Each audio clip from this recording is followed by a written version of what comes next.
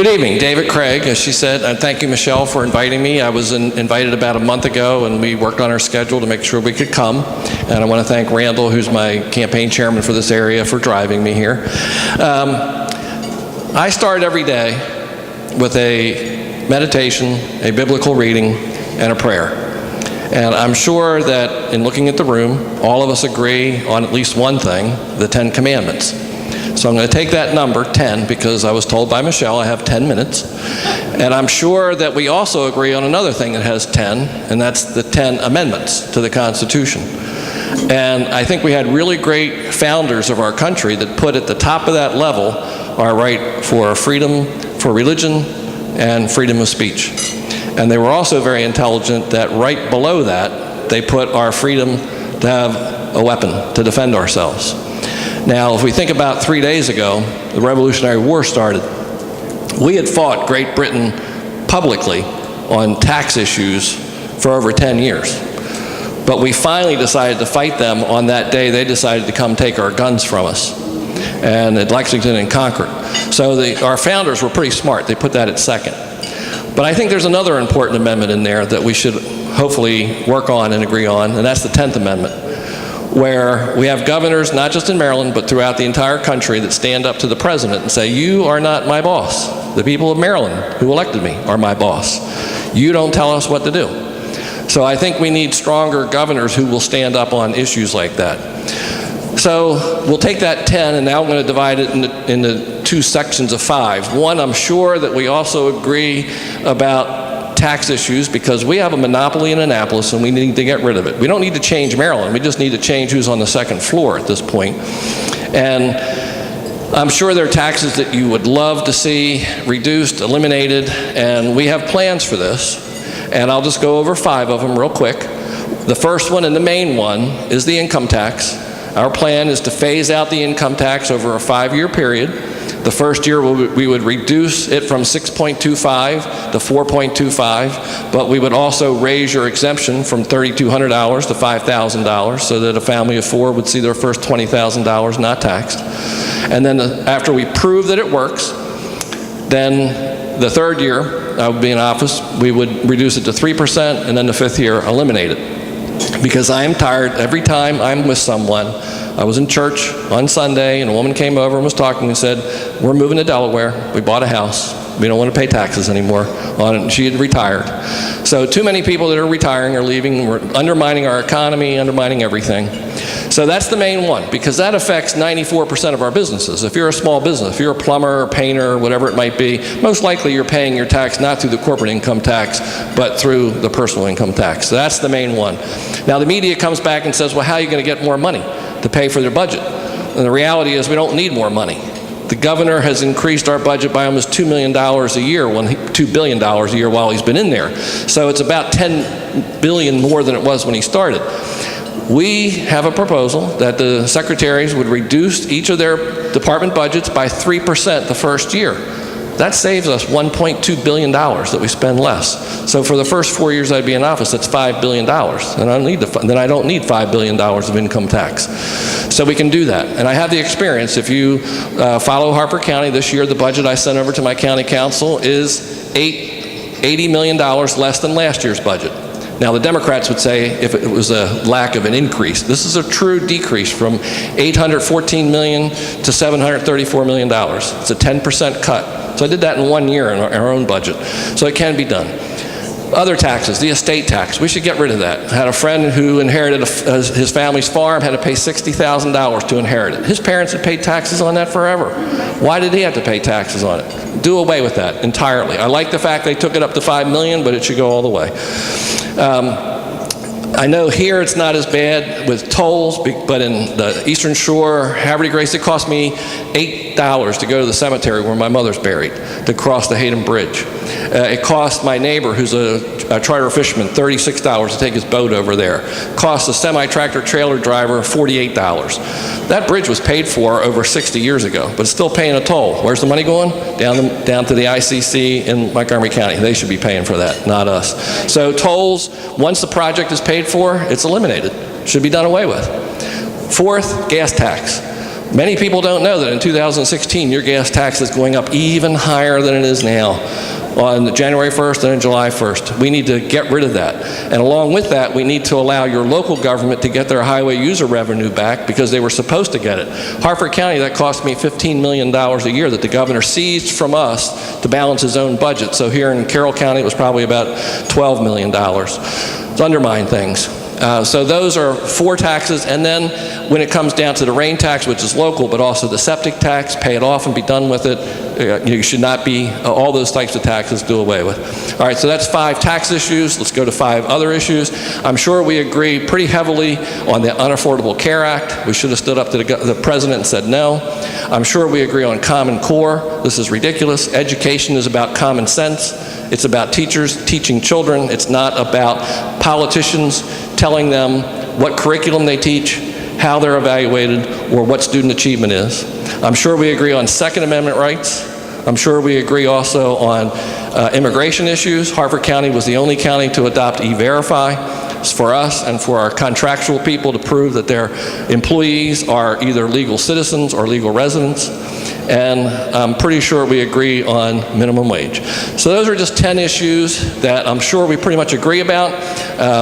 I know that you only want 10 minutes, and what I'll do is let's just open it up for any questions that you might want to ask me, and I'll move it around. We'll start over your first and your second. Yes, sir. That all sounds great. How do you plan on implementing it, given the legislature didn't have it? Well, I have the experience of having been a county executive and a mayor. I'm not a career politician, I'm a career teacher, but I served in public service, so I know what it's like to be the executive and to do it. And we do have the most powerful governor's position. The General Assembly is only there for 90 days. After they're gone, the governor has a lot more power to do things and get them implemented. And the other thing is, it is important for you to get out and elect good delegates and senators, so I have help on the first floor. We need good people on the first floor to fight that fight. But when it comes to some of these ridiculous pieces of legislation that were recently passed, if they had known that the governor was going to veto it, it wouldn't have passed. And I can tell you, I was very upset on the gay marriage issue where one of my Republican friends voted for it, but I had a Democratic delegate who voted against it only because she knew she didn't have to, because he had voted for it. So now my people in my district, oh, she voted, the way we want. It's like, no, she knew she was off the fence. She didn't have to do it. So it's all about learning how to fight the fight. I coached soccer for 25 years, so I knew if we had a finesse team or a physical team, we could do it either way. So it is possible. Is it going to be easy? No, it's not going to be easy, but we're willing to fight the fight. And I have a really good lieutenant governor who can help. Yes, sir. You have to be a little louder. Little louder. Okay, that's fine. Okay, we know about the legislature. We know some of them are going to actually go more to the left than ones that are leaving. Yes. They're going to the left even more. What's your plan about getting out there, getting the word out there to the citizens? This one thing Happy kind of talks about all the time, and he isn't going to help it obviously on a radio show. But is there a way, what can you do as far as getting out to the masses? Because we have unfortunately ABC network and liberals are going to be flipped to the left. So what's your plan about getting? Yeah, it's good you mentioned ABC, because that's anybody but Craig. I say NBC, nobody but Craig. But now, are you talking mainly about the election to get elected, or are you talking about after you're in office? Okay, when you're in office, the thing is, you have to get out. I'm a regular person. I'm out there on all the time. When I was mayor of Haverty Grace, you're out there all the time. You're in the grocery store buying ketchup or whatever. So you're meeting people on a regular basis, and that's what you need to do. As county executive, I can tell you my predecessor, the door was locked. I had an open door policy. The citizen just had to call and say, can I come in? And it was just a matter of scheduling that they'd come in and express their opinion and tell me what their concerns were and meet with me. And I can tell you, if there were 40 people in this room and I thought the one person was right and 39 was wrong, I would go with that one person who was expressing their opinion. So it is about having an open door policy to let people come in, express their opinion, and then you have to get out and give your message out. All right, right in the middle, and then we'll go over here. Yes, sir. Hey, Carroll. What, you want a little louder? You got it. And hear the question on the Oh, there, okay. All right. What is your opinion and position on House Bill 1325 that was introduced by someone I formerly respected, Pat McDonough and Mr. Inverlaria, to seat themselves on the Central Committee of Hartford County and to usurp the will of the voters. I have an issue with that. Yes, I thought it was incorrect for them to do that. I did not even hear that they were submitting that bill until it actually had been submitted. And so just so you know, what this bill said was that we have a 12-member Central Committee, and they wanted to be able to allow any delegate or senator to have voting rights on the Central Committee because they wanted to overthrow a group that they thought were attacking them. I don't think politicians should run the Central Committee. The Central Committee is elected by the Republican people in your area. The only change I ever would have made in my Central Committee is I actually thought that they should be elected by district because most of ours are elected in one area, and we have certain areas that we don't get any Republicans elected, and we need to develop them to fight some of the Democrats in those areas. But I thought it was totally wrong for them to do it, and the three people who helped sponsor that, I think, made a huge mistake, and it should not have been done. And I find it interesting. I go to Republican groups all over the state, and the ones in Harford County never ask it, but everywhere else they ask that question. I think it was wrong, because I never tried to dominate the Central Committee myself. Even when somebody left, I never went to the state and said, oh, appoint this person to take their place. That's not my job. They're not going to, because they did it. Well, here's what happened. They submitted the bill after the filing deadline, so they knew they were safe. Do they deserve to lose their seat? I'd say everybody deserves to lose your seat at some point if you make a mistake. That's not a mistake. Well, if you do it purposely. All right, we're over here and then here, and then, Please okay. use this. I don't know if it's going to go that far, but. Okay. Yeah, it is. Okay, yes. Okay, I know that you said that you agree with our position on Common Core and all of the educational transformation. I'd like to get a little bit deeper on that. What is your position on the transformation, the longitudinal data system, the elements it will collect, and are you in agreement with the Department of Education on the federal level? If yes, why? If no, why? And will you, when you become governor, repeal Common Core completely? Yes. And all of the fancy details with it? We'll start at the last. Yes, I would repeal it, say we are no longer doing it. If you know, 5 states didn't adopt it, and Indiana just backed off and said they're not doing it. So we would start with that, because the information they want, that's private information for children and parents. And the teacher would know it also, but the teacher should also submit that back, and it should not be public after the child is not with them anymore. The testing they want to do is wrong. The evaluations they want to do is wrong. I disagree with just about everything they wanted to do. And I do have to take that back to George Bush, because we blame Obama for what we talk about with the race to the top, but it all started with No Child Left Behind. But now, what about the federal level of the Department of Education? We, unfortunately, back in 1978, when Jim Carter was the president, and they made that an individual department, we don't need an individual department. Is that legal? Is it legal to Have a federal Department of Education? Well, I guess the Congress passed it. I'm not sure. I'd have to look at But that. ESA And- of and that's go- 1965 disapproved it and did not want it. It was written in the Yeah. ESA Act as not being legal. Okay. What That will I you didn't do hear. to repeal that? At the state level or at the federal level? Because I'm not Both. the president. Both. At the president, I don't think, if I was president, I would say we need to get rid of it. But we did have an Office of Education back But in will we 1968. honor the federal level? The federal level shouldn't be telling us what to do. We should tell them no. And our local state board is too big. It has too much power also. It should go with your elected school board, not with them. But I'd have to look at the issue where you said it was illegal. That I've never heard. But if you know, anybody knows the Constitution, Look at the education ESA. is not mentioned at all in the Constitution. Go to the ESA Act of 1965. 65, President okay. Johnson, War on Poverty. Okay, all right. You go right to Article 1, Section 8 of the Federal Constitution. Yes. This is elementary. Yeah. Article 1, Section 8, the powers of Congress. Department of Education, not No. there. No, It not is there. a nullity, so you as a Yeah. governor have the authority to tell the feds to And- stay out, which you said 10th Amendment you would do. Yeah, and housing is also not in there either. Exactly. That's another one that's not in there. All right, right here. Okay. Okay. Sorry. I Go have ahead. two questions. One is, one of the big problems I see with the education in Maryland is that the State Board of Education is appointed by the governor as opposed to being elected by the people, and so they aren't accountable to the people. What, as governor, would you do with regard to that? Well, the first thing, the problem you have initially is that they are phased in, so you can't get rid of all of them at the same time. They do that so they can gradually seize control over it. The first thing I would have to do is appoint new members to take their place.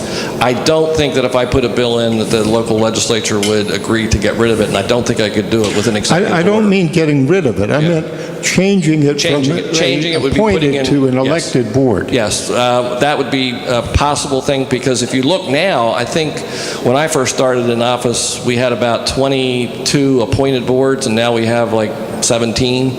So we're leaning more toward electing our local boards. I don't have any problem with electing the state board, and also making it smaller and have less control.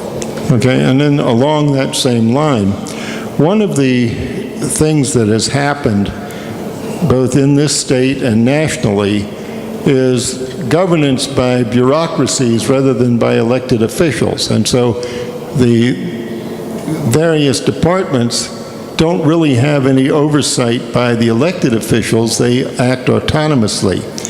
What would you as governor do to reel in that kind of bureaucratic governance? Well, the key is you appoint good people to be the director, secretary. I have directors. You would appoint good people to be, you wouldn't do it based on politics. You would be doing it based on, all right, are you an expert on agriculture? Let's put someone in there who actually understands agriculture. Don't put someone because you made a $4,000 donation to my campaign, which is what's been going on historically in the state. Well, if you look, you can see, oh, I owe this guy a job. No, you shouldn't do that. And I do think the governor gets to appoint about 7,500 people. That's entirely too many people. I only get to appoint 12 as county executive. And I don't think more appointees is not good. All right.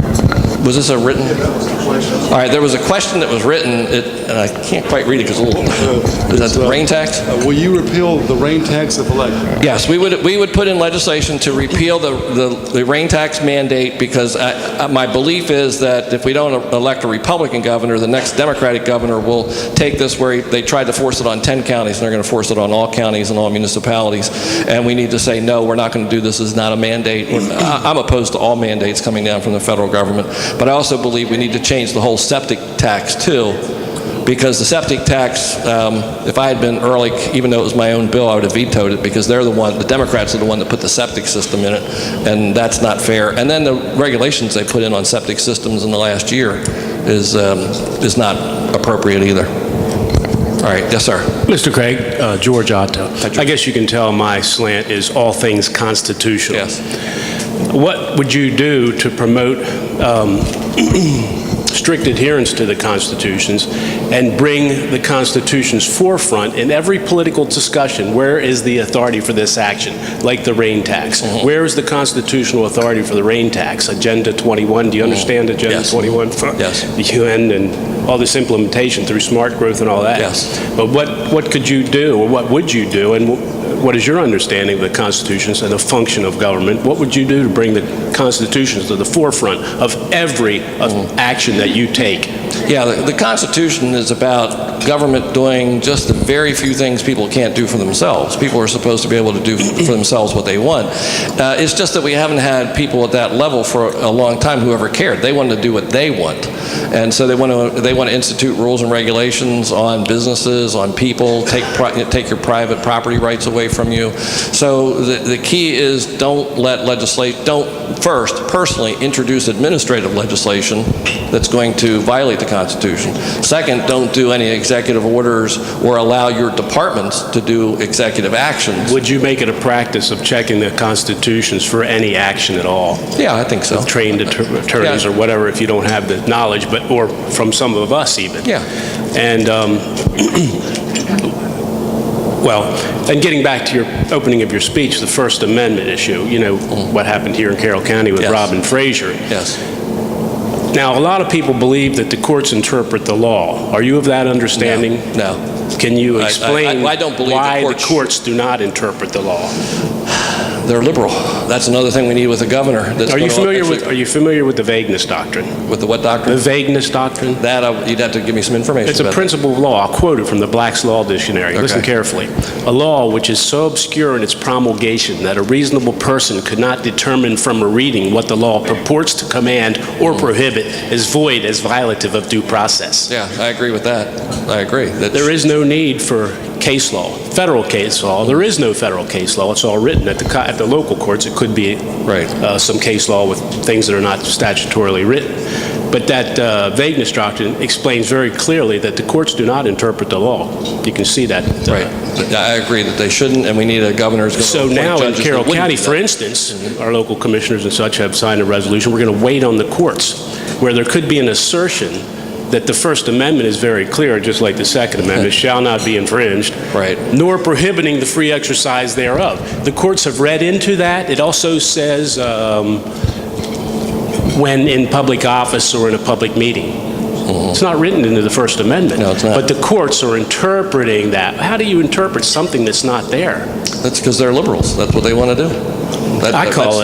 What it is actually criminal. It's sedition when you violate the oath in such a manner. The language of the law is very clear, and so as the vagueness doctrine sets forth. Yeah. If it can't be understood, it's void. Yeah, and the one thing on your personal, not your personal issue, your issue here in Carroll County about what recently happened, anytime you're an elected official and you're on the floor speaking, you're allowed to say whatever you want to say. You can pray however you want to pray. You're not allowed to be arrested or thrown in jail for that. That's why we had the problem with the king fighting that with the parliament, doing that to people. The governments, local, state, and federal, are actually in a state of anarchy in that no one's following any rules. They don't follow the constitutions, and I pray that if you're elected, that you would help to straighten that out. We'll fight the fight. Yes. Thank you. It'll be a struggle, but we'll fight the fight. All right, how many more minutes? Anybody else have a question? I actually have two. Oh, yep, all right, let's go one more back here and then go with your two. Okay. One final question. In the past, regardless of, with Ehrlich and other governors even included, we get money from the federal government, and that they hold the line with us to control us through that. Would you deny funds for highways or any other thing that comes from the federal government in order to preserve the principles, your principles, and what we want here as conservatives? Well, I can tell you that happened with Common Core. That was a bribe. That happened with the Health Care Act. But I can also tell you back in 1990s when I was in the House of Delegates, we had an issue where they were trying to change dump trucks and where their wheels were. And they only went after 3 different states because they were, and Maryland was one of them. And I said, just tell them we won't take their money. It's like, no, we can't tell them that. Because I actually think we should get rid of the federal gas tax because that's a bribe. They just use that to divide it up. And, that paid for what it was supposed to pay for. When Eisenhower put it in, it was for interstate highways. Now we take care of them. So they should really get rid of that. But that's just the way they try to influence you, is by giving you money. And if you tell them, no, we're not going to do it. And actually, if I was president, I would start phasing out all the grant programs anyway because they're already broke. So why are you giving money out to the states if you don't have money in the first place? So they really should start phasing out those grant programs in the long run. Yeah, they just print it. I'm sorry. All right, go ahead. Any other questions? All right. All right, well, I have 2 questions. My first one is, we are getting hammered in this state through the Department of the Environment with the EPA and messing with how they calculate the water use. Will you remedy that? And the second question is, how did you handle your education funding with the $80 million in cuts? And if you would please explain that to Mr. Howard, our commissioner, because he thinks giving our school board all the money they want in the world is the best policy. Okay. All right, EPA, I actually think that first you have to really appoint really good directors of environmental, of the Department of the Environment and the Natural Resource actually we should merge them. We don't need two departments doing that. But we need good department heads that will help fight that fight and come up with the information that you would use to fight them, and you need good employees in there that would stand up for it and say, you know, EPA is coming out with all these new rules and regulations. One, that they shouldn't be allowed to do it, and two, they're usually incorrect because they haven't done proper studies. You know, I look at the whole issue on, we all want to clean Chesapeake Bay, but 50% of that water comes from the Susquehanna River. I live 1,000 feet from that. Bad storm, I can see it all coming down. Many people point to the Conowingo Dam. I mean, the Conowingo Dam is holding sediment right now, but it would have been coming down no matter what. But 99% of that water comes from Pennsylvania or New York. They're the ones that should be cleaning it up. Second biggest river on EPA issues is Potomac. 2/3 of that is Virginia, District of Columbia and West Virginia, not us. Third and fourth are James and York River, not us. So that's improper. And the way they wanted to punish farmers is improper because, you know, like for example with the rain tax, the one agency came in and said, if you're a farmer and you have cattle or lambs or whatever, you have to have a concrete pad for your manure, and now we're going to tax you for that because it's an impervious surface. I did tell people the only impervious surface in the state of Maryland is O'Malley's brain, but, you know, we'll fight that issue.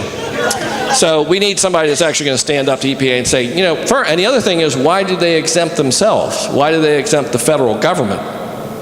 Property. And if you have an idea about something that's good environmentally, you should do it as a pilot program to prove it works before you make everybody do it. Because, you know, if you do it and force everybody to do it, look at stormwater management ponds. Now they find they don't work. But we forced development people to do that for a long time. So they back off after a while, but we need to fight that fight. All right, on the Board of Education. The Board of Education in Harford County is about 52% of our budget. I constantly have my teachers union complain that I don't fully fund the budget. This year, they came in and asked for $33 million more than they got last year, even though school population has been flat. They asked for $33 million more. I told them we will do maintenance of effort. That's the law. We have to do that. I gave them a slight increase in certain areas for their health care, but I gave them $2 million more than what they had gotten last year, not $33 million. I was asked, why didn't you give us enough for a pay raise? I said, well, I can put, one year, I did, when I was new, I'd put $5 million in for a pay raise, and then they spent it somewhere else. So they're allowed to spend it wherever they want. So that's not good. They came in this year and they asked for $15 million for iPads for half the students. And I pointed out that of our 53 schools, 27 of them didn't even have access. So why would I let them buy equipment that didn't have access to what they wanted it for? So we told them no. They asked for a bunch of they asked me for $5 million more in new books. And then I found out they still had $5 million in their account that they hadn't spent. Ours has 15. So I said, why would I give you more money if you already have money left over? The other thing is the union will say, well, you're so low in how much you give us per capita. Well, what are the two highest counties in the state that have the highest per capita? Baltimore City and Prince George's. Who are the lowest two in education? Those two.